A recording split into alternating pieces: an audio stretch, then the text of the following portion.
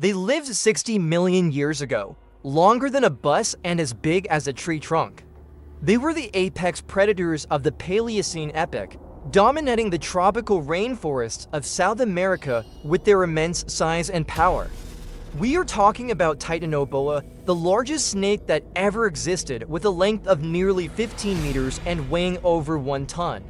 Titanoboa was 3 times longer and dozens of times heavier than the South American giant anaconda that once spread fear across the big screen. Fortunately, this creature, which seems to have stepped out of a science fiction movie, went extinct 18 million years ago. However, we are young people passionate about science, and to serve that noble purpose, let's try to alter history a little to see what would happen to humans and the animals on Earth if the most terrifying crawling creature in history had never gone extinct. No one knows exactly why Titanoboa, once a top predator, suddenly disappeared from the evolutionary chain. Scientists believe the culprit may have been climate change. As the climate cooled, the giant snake could no longer maintain its metabolism, and so it vanished. If for some reason Titanoboa had not gone extinct, the ecosystems it inhabited would have been significantly impacted. One possible scenario is that Titanoboa would have continued to evolve and diversify into new species, creating a group of giant snakes that continued to dominate the food chain in their original ecosystems. This could have led to a decline in the populations of other large predators, resulting in changes in the composition of the animal community. Had not gone extinct, the ecosystems it inhabited would have been significantly impacted. Over millions of years, variants adapted to cooler climate conditions would gradually appear, expanding the range of the Titanoboa lineage.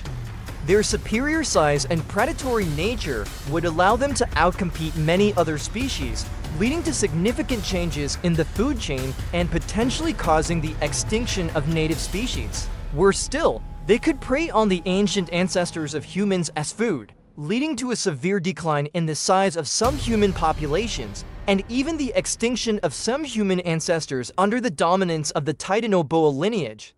Our ancestors would have to change their way of life to survive. In a one-on-one encounter, a Titanoboa could easily overpower a human. To survive, humans would undoubtedly have to develop defense techniques against Titanoboa, such as building protective barriers or developing traps and weapons capable of killing the giant snake. Having to coexist with Titanoboa for millions of years could have pushed human ancestors down a very different evolutionary path. It's very likely they would have deviated from the trajectory of becoming Homo sapiens. In other words, unless an extinction event occurred to reverse the dominance of Titanoboa, humans might not have become the dominant species and built the civilization we know today. Let's delve into the details.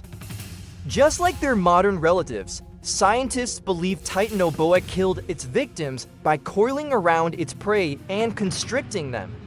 Once inside Titanoboa's mouth, there would be no escape for its prey. The rows of sharp, curved teeth pointed backward into its mouth would force prey towards the stomach, where it would be digested and become part of the snake. It's terrifying to think that with a length of nearly 15 meters, a maximum body diameter of nearly 1 meter, and a weight of over 1 ton, humans would likely become a bite-sized target for Titanoboa. It wouldn't need to struggle to swallow an adult human the way the snake is stubbornly trying with the egg. Naturally, with larger targets the size of the rock, they would need to put in a bit more effort. I'm not saying that if Titanoboa were still alive, humans would be their ideal prey or their #1 choice, but if they were really hungry, who knows? When Titanoboa was first discovered, it was assumed that they would behave similarly to a modern anaconda, especially that they would bite anything that fit in their mouths. Small anacondas eat fish, birds, and small mammals, while adults eat deer, tapir, capybara, large birds, and even children, although this is still debated, and almost all cases of anacondas eating humans are unverified. Given Titanoboa's immense size, it's believed they would have preyed on the reptiles and amphibians of their time, including crocodile-like reptiles and giant turtles. The Smithsonian Museum in the US vividly illustrated the lunch of a nearly 15-meter-long adult Titanoboa, showing it devouring something resembling a crocodile. Therefore, after examining the skull structure, jaw articulation, number of teeth, and dental anatomy, it appears that Titanoboa exhibited many adaptations for a fish-heavy diet.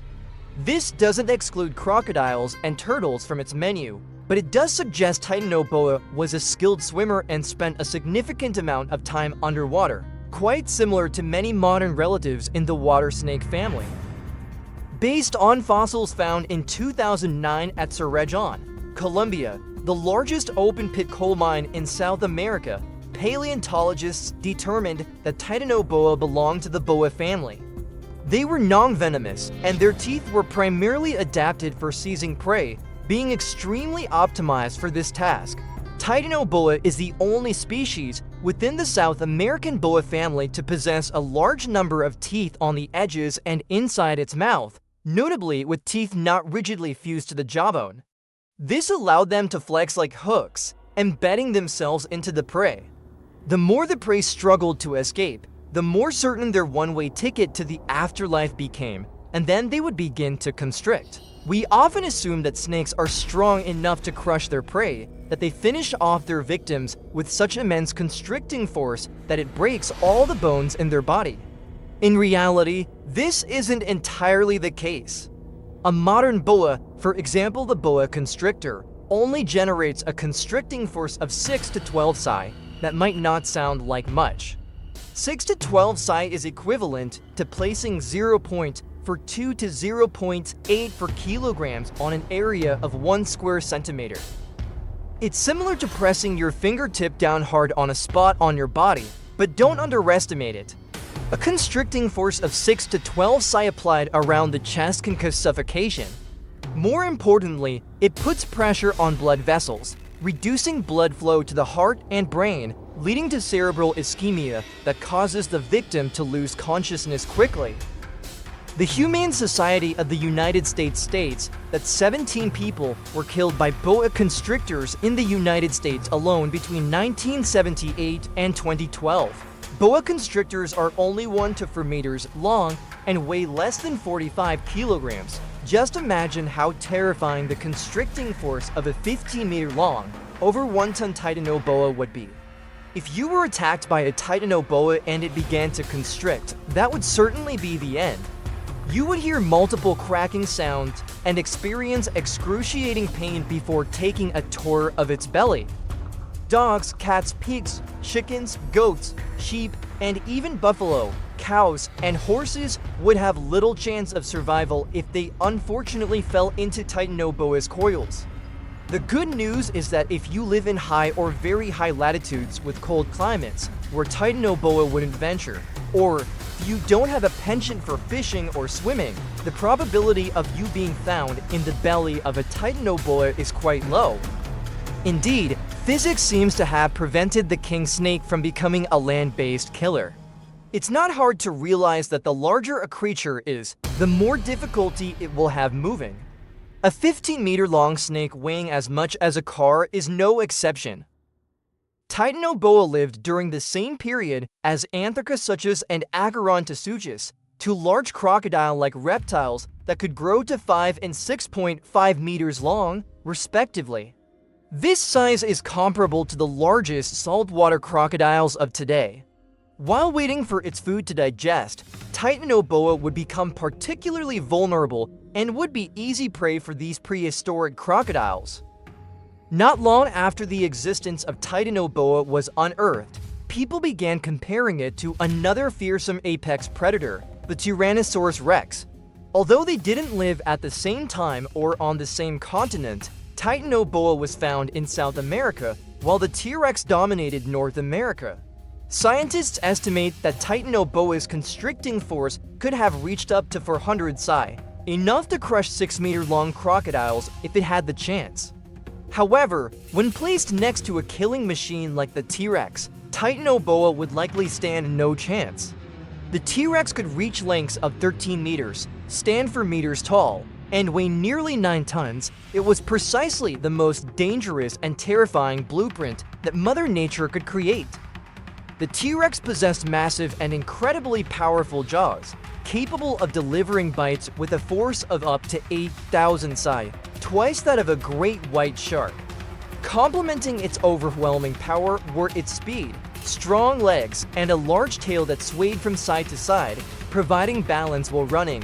These were the keys to the king's ultimate speed and hunting prowess. In reality, as terrifying as Titanoboa was, it wasn't invincible. A pride of modern lions, in a well-coordinated attack, could continuously assault the snake, causing it serious injury. If human ancestors had the chance to evolve into Homo sapiens, that would have been the end of Titanoboa's dominance. In modern times, humans might still be terrified of Titanoboa just as we fear snakes, tigers, or lions. However, hunters would pursue them, perhaps for their meat, their skin, or to keep them as exotic pets. Who knows? Of course, catching a 15-meter-long snake wouldn't be easy. Don't forget that Titanoboa's preferred terrain is the rivers within dense tropical rainforests. Hunters could set traps with crocodile bait and wait for the snake after it had eaten. When it would be tired and least likely to attack, that would be the time to shoot it with tranquilizers and bring home the prize. They could also try to hook them using fish bait and extremely strong cables for a more thrilling experience. People would also write books and make movies about encountering Titanoboa. YouTube would gain content like 24 hours living in a cage with Titanoboa and Titanoboa hunting challenge in the Amazon rainforest. It's almost certain that people would confine the Snake King in zoos and charge admission to those wanting to watch its lunchtime feeding. All of that would happen if humans didn't drive it to extinction beforehand, something we have unfortunately inadvertently or intentionally done to many other species. That's what we think. What do you all think would happen if Titanoboa hadn't gone extinct? Let us know in the comments below. Hit the subscribe button and ring the bell if you're interested in more imaginative content in the future. And now, goodbye and see you again.